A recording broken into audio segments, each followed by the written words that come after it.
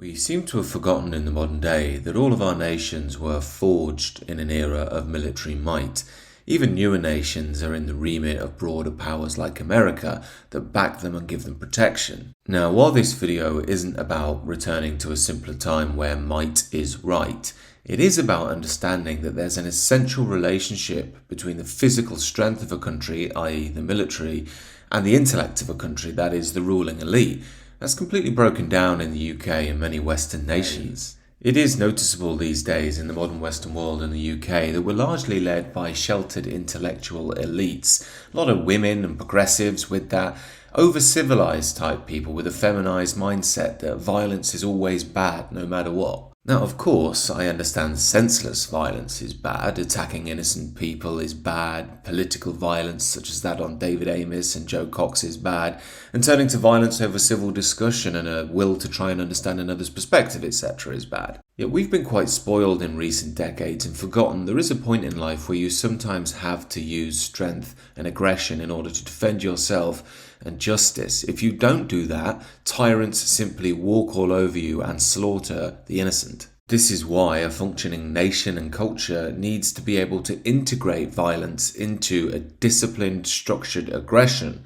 This is vital for the military and military men to deal with the harsh realities and challenges of life so the rest of us don't have to. This is why many on the right have an automatic respect for those in the armed forces, even if we may not agree with the broader aims of a given battle or war. We know they're making a huge sacrifice in principle for the rest of us. They also act as a model for the average man to base his own life on when he deals with the struggles in his day-to-day existence. This is where we get our conceptions of heroic masculinity with qualities like loyalty, courage, discipline, vigour, strength shining through. Yet in our modern world, which is replete with the ideas of radical feminism, that fails to differentiate between what it might call toxic masculinity and all masculinity. Henceforth, men don't really have anything to grow into anymore, and all aggression and strength is always seen as bad. This has led to a problem in our society where we've had a lot of social breakdown because men don't have anything to grow into and usually become weak and soft and lazy. However, I did notice something quite interesting after Tommy Robinson's recent march in London. A lot of military men were making videos on YouTube supporting Tommy. The reality is that no matter how many Muslims joining the army propaganda videos they do, that more Muslims actually joined up the international jihad, joining groups like ISIS, rather than joining the British Army. The truth here is that the army and the rest of the defence forces tend to be much more traditional and patriotic than the progressives would like you to know. That's hardly surprising given they're willing to give their lives for God, King and country rather than the LGBTQ flag and mass immigration. And this is why today Keir Starmer is putting forward his pitch to make Labour the party of security. Now, of course, he has no intention of actually doing this. He's just saying it to win over floating voters and disaffected Tories. Keir Starmer trying to make out the Labour Party as pro-security is like Karl Marx giving a speech to bankers on free market reform. However, that Keir Starmer is engaging in this strategy shows he knows there's a chink in his armour.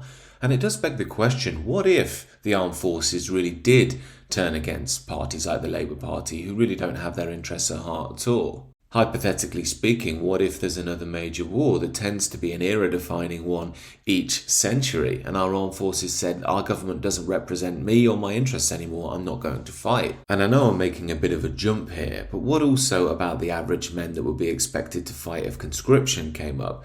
These fellas would usually be the white working class. They're the sort of fellas that will put themselves forward before anyone else to defend their country. Now, living in peacetime, we often see these men letting out their tribal instincts during football games at the weekend. And there's two ways to understand this. On the one side, I know it seems like mindless thuggery and violence with lots of them.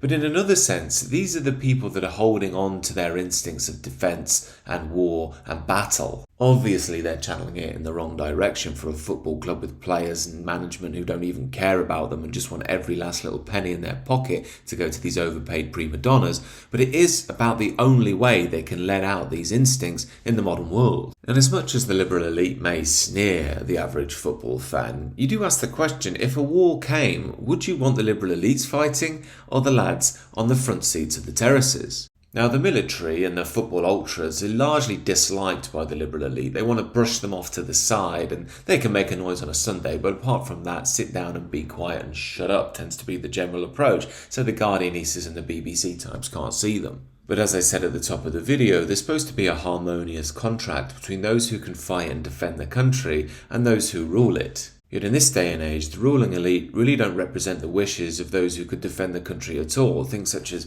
patriotism, loyalty, respect for tradition, all of that's gone out the window. This has all been replaced by the globo-homo ideology of tolerance, love and inclusion, which essentially in real language means mass immigration, multiculturalism and demonizing anybody with a national identity. And those same globalists, while demonizing the indigenous inhabitants of a country, will also expect them to die when the next globalist skirmish comes along. And it does make you think it's a very risky game these globalists are playing. I think they're just hoping nobody will notice that they don't act in the interests of anybody patriotic anymore.